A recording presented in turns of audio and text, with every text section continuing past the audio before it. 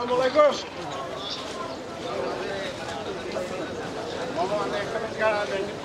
আসসালামু আলাইকুম।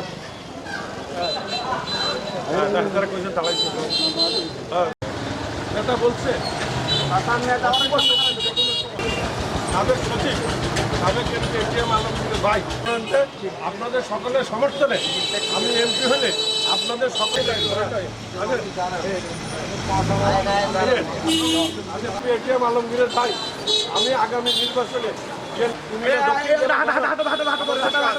জনগণের জন্য কাজ করবে এবং ন্যায় বিচার প্রতিষ্ঠা। ডক্টর একেএম জাহাঙ্গীর, সাবেক সচিব গণপ্রজাতন্ত্রী বাংলাদেশ সরকার।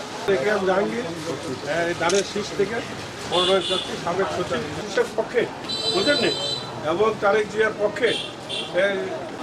হ্যাঁ, বলে দেবেন, পরিচয় দিয়ে দেবেন। আমি একেএম জাহাঙ্গীর ধানের শীষের প্রার্থী। আমি ডক্টর একেএম জাহাঙ্গীর, সাবেক সচিব, এবং লাকসামকে সদর দপ্তর করে লাকসাম আগামী নির্বাচনে আমি বিএনপি থেকে ত্রয়োদশ নির্বাচনে ধানের শীষে সচিব, গণপ্রজাতন্ত্রী বাংলাদেশ সরকার, সাবেক এমপি এটিএম আলমগীরের ওই লাঙ্গলকোটে ভোকেশনাল ইনস্টিটিউট করা লাল। আমি সাবেক এমপি এটিএম আলমগীরের ভাই,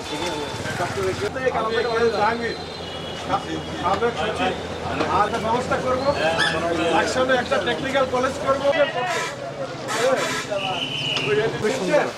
আমি সাবেক সচিব এটিএম জাহাঙ্গীর এবং সাবেক এমপি এটিএম আলমগীরের ভাই ডক্টর একেএম জাহাঙ্গীর, সাবেক সচিব এবং সামনে অ্যাক্টিভ কর্মী ইনশাল্লাহ আমরা জানি।